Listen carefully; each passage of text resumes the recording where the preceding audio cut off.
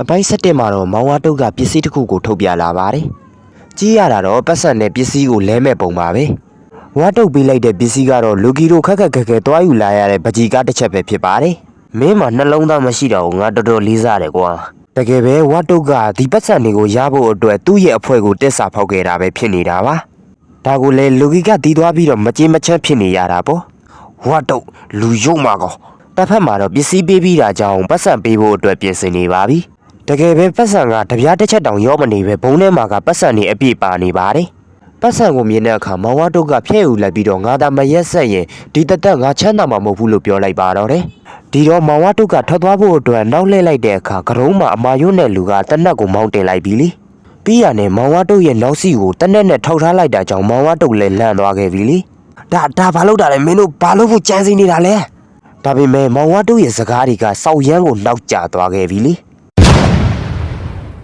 ငါသာဒီလိုမရက်ဆက်ရင်ဒီဘဝချမ်းသာတော့မှမဟုတ်ဘူးလို့သူပြောသွားတဲ့စကားလေးကတော်တော်နှဝင်ချိုတာပဲကွာအဲ့ဒါကြောင့်ငါကမင်းထက်ပိုပြီးတော့ရက်ဆက်တာပဲ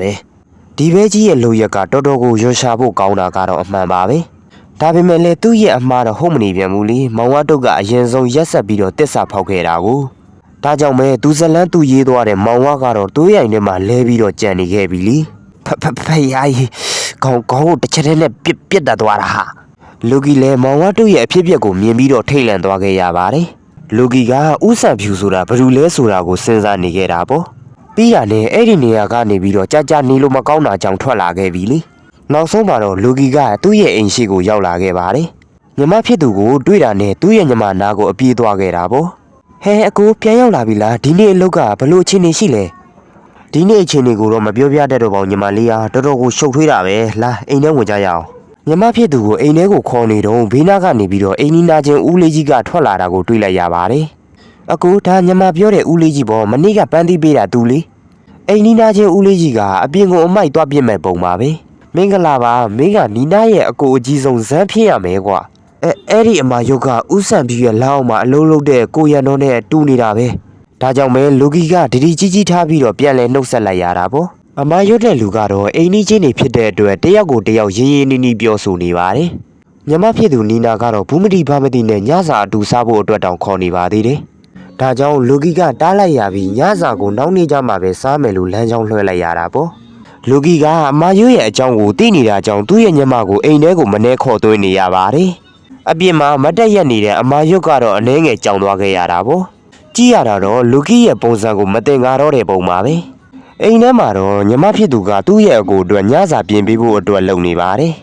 ်လူကီကြည့်ရတာတော့အမရွတ်တဲ့လူကိုတိတ်မတ်မိတာကြောင့်အတွေးခတ်နေရတဲ့ပုံပါပဲနီနာငါအပြင်ခဏသွားเสียရှိတယ်ဒါပေမဲ့အကိုကအခုမှအပြင်ကနေပြန်လာတာလေထပ်ပြီးတော့အပြင်ကိုပြန်သွားမလို့လားဒါပေမဲ့လူကီကတော့ညီမဖြစ်သူကိုအပြင်မထွက်ဘူးမှားခဲ့ပြီးတော့အမရွတ်တဲ့လူကိုစုံစမ်းမှုအတွက်လုပ်နေပါပြီလူကီကဟိုဘက်အခန်းကိုခုံကျော်လိုက်တယ်ဆိုရင်ပဲဝရန်တာလက်တန်းပေါ်ကိုရောက်ရှိသွားပါတယ်အော်ဒီလူကလာတာဆောင်မှာပေါင်းတာတွေဖြူးထားတာပဲတော်ပါသေးရဲ့ငါရဲ့တွက်လက်မှုက15ရှိနေလို့ဒါကိုရှောင်ရှားဖို့တော့မခက်ပါဘူးပြီးရနဲ့လူကီကဂရဲမောက်ကိုဖွင့်လိုက်ပြီးတော့ဒီလူသားတားမှန်လို့ဆိုရင်ဒီလိုမျိုးဖန်တီးထားမှာမဟုတ်ဘူးဆိုတာကိုသိလိုက်ရပြီလေလူကီကအမာရွတ်ရဲ့အခန်းထဲကိုဝင်လိုက်တော့တာမန်ပတိဘောကပစ္စည်းတွေကိုပဲတွေ့လိုက်ရပါတယ်ဒါကြောင့်ပဲလူကီကမတင်ကားတာကြောင့်ဂရဲအောက်ကိုငုံကြည့်လိုက်တဲ့အခါတစ်တာလေးတစ်ခုကိုတွေ့လိုက်ရတာပေါ့တစ်တာကိုဖွင့်ကြည့်လိုက်တဲ့အခါအထဲမှာစာရက်စာတမ်းတွေကိုအရင်ဆုံးတွေ့လိုက်ရပါတယ်လူကီကစောင်းရဲစာတမ်းတစ်ခုကိုကောက်ယူပြီးတော့ဖတ်ကြည့်လိုက်တဲ့အခါအမာရွတ်ရဲ့ကိုကြီးကိုတာတချို့ကိုတွေ့လိုက်ရပြီလေသူပဲသူ့ကိုသူဟန်ဆောင်ပြီးတော့ဘေးမှာငှားနေတာသူကဘာကိုကြံစီနေတာလဲလူကီကအမာရွတ်ရဲ့အကြောင်းကိုစုံစမ်းနေတော့အပြင်မှာတစ်ခုခုရောက်နေတာကိုတတိထားမိလိုက်ပါတယ်ဒါကြောင့်ပဲလူကီကအမြန်ဆုံးလှည့်ကြည့်လိုက်ပေမဲ့အပြင်ကလူကအထဲကိုတကားဖွင့်ပြီးတော့ဝင်လာပြီလေလူကီထင်ထားသလိုပဲအမာရွတ်နဲ့သူဖြစ်နေတာကိုတွေ့လိုက်ရပါတယ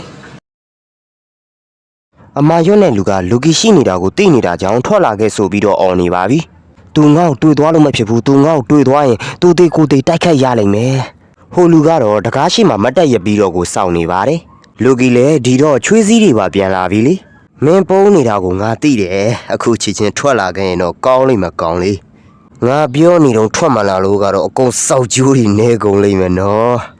အမရွတ်တဲ့လူကလူကီရှိနေတာကိုသိနေတာကြောင့်အမရွတ်တဲ့လူဟာနဆိုးနယ်မြေမှာအထက်တန်းစားလူတစ်ယောက်ဆိုတာကိုခံမှန်းမိလိုက်ပါတယ်။မကြပါဘူးနဆိုးနယ်မြေကိုသွားဖို့အချိန်ကနီးကပ်လာပြီလေ လူကီကနိုင်ကိုကြည့်လိုက်တဲ့အခါနတ်ဆိုးနဲ့မြေတဲ့ဝင်ဖို့အချိန်ကိုရောက်နေပြီဆိုတာကိုသိလိုက်ရပါတယ်ဒါကြောင့်ပဲပတ်ထားတဲ့နိုင်ကနေပြီးတော့အချက်ပေးတဲ့အကျယ်ကြီးကထွက်လာတာပေါ့ဘယ်ပြောကောင်းမလဲအမရွတ်နဲ့လူလည်းဒီအတန်ကိုကြားသွားပြီလေချီထဲမှာပဲသူငါပုံးနေတဲ့နေရာကိုတီးသွားပြီလာ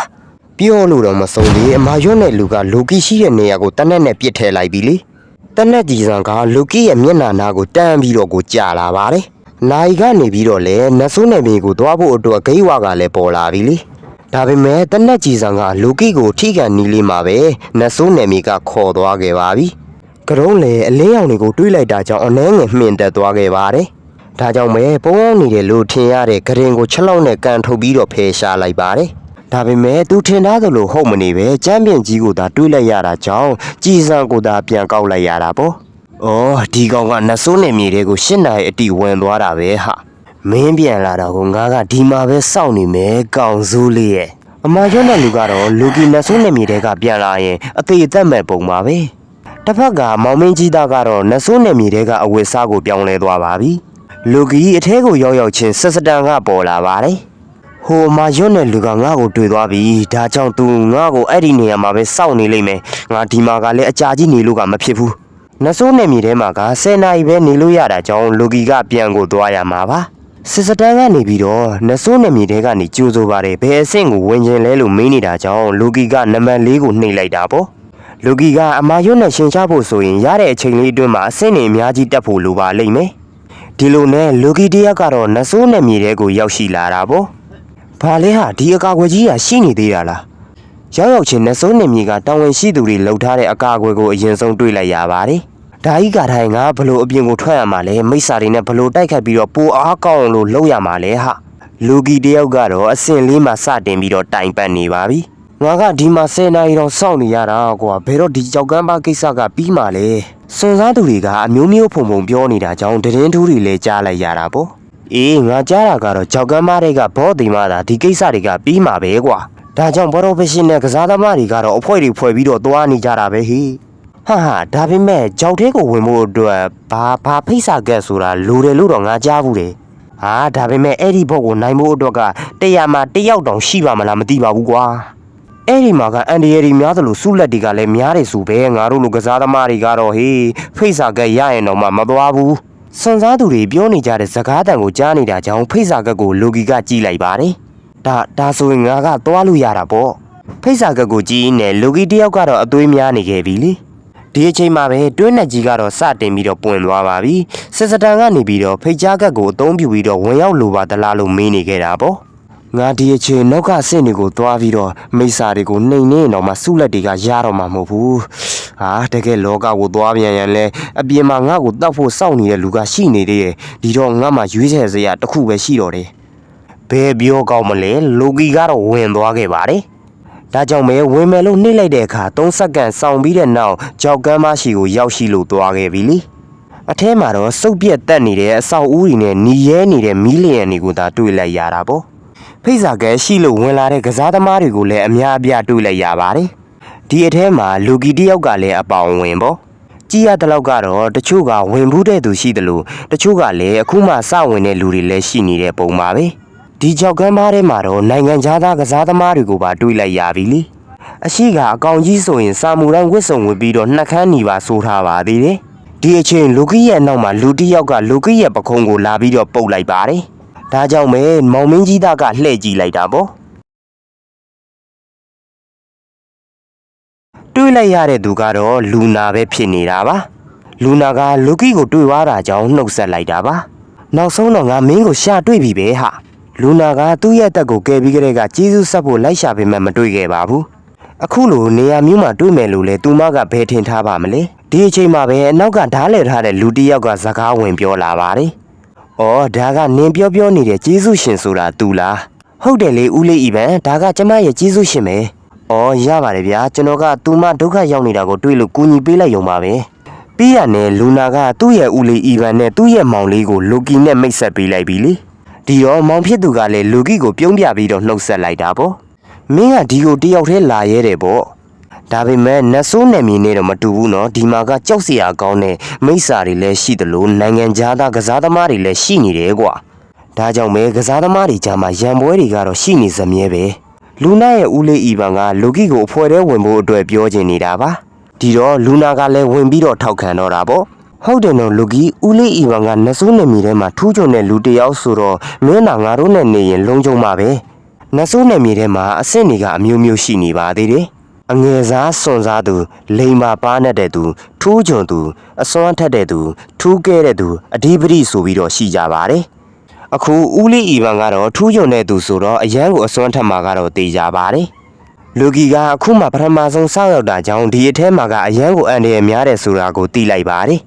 အမှန်တိုင်းပြောရင်ကျွန်တော်ကအခုမှပထမဆုံးအကြိမ်ရောက်ဖူးတာပါဗျာခမည်းတော်အားလုံးကျွန်တော်ကိုလမ်းညွှန်ပေးကြပါနော်လူကီကလူနာတို့ရဲ့အဖွဲတွေကိုဝင်ဖို့အတွက်ရွေးချယ်လိုက်တဲ့ပုံပါပဲ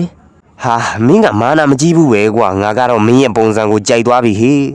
တကယ်ပဲဦးလေးအီဗန်ကလူကီကိုသဘောကျသွားတဲ့ပုံပါပဲလူနာကတော့လူကီညင်းပယ်မှာကိုစိုးရိမ်နေတာပါအကြောင်းကတော့လူကီကိုကျေးဇူးမဆက်ရမှာဆိုလို့ပါ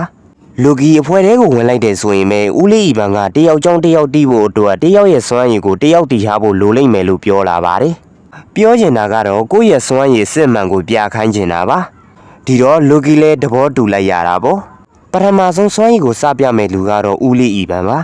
သူ့ရဲ့စွမ်းရည်ကရန်သူကိုတိုက်ခိုက်လိုက်တဲ့အခါရှော့ရိုက်လိုက်တယ်လို့ဖြစ်သွားပြီးအချိန်နှဲငယ်မိလဲသွားမှာပါလူနာမောင်လေးရဲ့စွမ်းရည်ကတော့လှည့်စားခြင်းစွမ်းရည်ပဲဖြစ်ပါတယ်သူ့လက်ထက်ကမော်ဖန်လုံးလေးကိုတုံးပြီးတော့သူ့ရဲ့ကိုယ်ပွားနောက်တစ်ခုကိုတုံးပြီးတော့လှည့်စားလိုက်ခြင်းသာဖြစ်ပါတယ်လူနာကတော့သူ့ရဲ့စွမ်းရည်ကိုလူကီကတီးပြီးသားဖြစ်တာကြောင့်ပြမနေတော့ပါဘူးဒီတော့နောက်ဆုံးမှာတော့လူကီရဲ့အလှည့်ကိုရောက်လာတာပေါ့သူတို့နဲ့လိုက်သွားရင်တော့ငါရဲ့အစွမ်းစားကိုတိလာမှာပဲပြလိုက်တာပဲကောင်းပါတယ်လူကီကသူ့ရဲ့လက်နဲ့ပေါ်တယ်ကြီးတစ်ခုကိုဖန်တီးလိုက်ပြီလေလက်ထဲမှာအပြာရောင်လင်းနှန်းတွေကစူးရဲစွာပြန့်လွင့်နေတာပေါ့ဒီတော့ဦးလေးအီဗန်နဲ့မောင်ဖြစ်သူကလည်းတန်တော်ကိုကြည်နေရပြီလေသူတို့အရင်ဆုံးမြင်လိုက်ရတာကတော့စောက်ခွက်စိမ့်စိမ့်ကြီးကိုပါပဲစောက်ခွက်စိမ့်စိမ့်ကြီးဖြစ်နေတာကြောင့်ဂေါဘလင်စိမ့်စိမ့်ကြီးပဲထွက်လာတာပေါ့ဂေါဘလင်လေးကတော့သူ့ကိုဆင့်ခေါ်လိုက်တာကြောင့်အမှန်ကန်နေကိုအော်ဟစ်နေပြီလေပြီးတော့မှလူကီကသူ့ရဲ့စွမ်းရည်ကဆင့်ခေါ်စွမ်းရည်လို့ပြောပြလိုက်ပါတယ်ဒီတော့အားလုံးလည်းအံ့ဩတကြီးနဲ့ဝိုင်းပြီးတော့ကြည်နေကြပါတယ်အလဲမှာတော့ဂေါဘလင်လေးတစ်ကောင်ကတော့ကြောင်တောင်တောင်နဲ့ဖြစ်နေခဲ့ပြီလေဒါပေမဲ့ဦးလေးအီဗန်ကတော့တော်တော်ကိုသဘောကျသွားတဲ့ပုံပါပဲမင်းဟာကမစိုးပါဘူးကွာဒါနဲ့လေအဲ့ဒီဂေါဘလင်လေးကနင်းရဲ့အမိန့်တွေကိုနားထောင်တာလားဟင်ဒါကောကျွန်တော်ပြောတဲ့အတိုင်းသူကလုပ်ပါတယ်ဗျပြီးရနဲ့ဦးလေးအီဗန်ကအချိန်ဆွဲမနေတော့ဘဲဘောကိုသူများတွေကတတ်သွားမှဆိုတာကြောင့်ချက်ချင်းပဲထွက်သွားခဲ့ပါတယ်လမ်းမှာတော့သူသိကျင်တဲ့အကြောင်းတွေကိုလူကီကတော့မေးလိုက်ပါတယ်လူကီကဒီထဲမှာကတကယ်ပဲတန်မိုးရှိတဲ့ idea တွေရှိနေတာလားလို့မေးလိုက်တော့ဟိုကလည်းရှိတယ်လို့ပြန်ပြောလိုက်တာပေါ့စောက်ရမ်းကိုတန်မိုးရှိတဲ့ idea တွေရှိတယ်လို့အန်နယ်ကလည်းစောက်ရမ်းတွေကိုများပါတယ်ဦးလေးအီဗန်ကလူနာနဲ့လူနာရဲ့မောင်လေးကိုအတွေ့အကြုံရအောင်လို့ခေါ်လာခဲ့တာပါလူကီတို့ဘွယ်ပြေးနေရင်းနဲ့အရှိမတိုက်ပွဲကြီးတစ်ခုကိုတွေးလိုက်ရပြီလေဟာဒီမှာဘာတွေဖြစ်နေတာလဲမိစ္ဆာတစ်ပိုင်းလူတစ်ပိုင်းတွေနဲ့စွန်စားသူတွေနဲ့ကအပြန်အလှန်ကိုတက်ဖြတ်နေကြတာပါအေးဒါကရွာသားတွေပဲတခုခုဝင်ပူးပြီးတော့မျိုးဗီဇပြောင်းလဲသွားတာကဲရွာတွေကိုဝင်ပြီးတော့ဘောကိုရှာလိုက်ကြရအောင်ကွာဒါကြောင့်ပဲလူကီတို့အဖွဲ့လည်းဝင်သွားခဲ့ကြတာပေါ့ဒီဇလန်းလေးကိုကြာရင်လက်မလေးနဲ့ခေါင်းလုံးလေးကိုနှိပ်ခဲ့ပေးပါနော်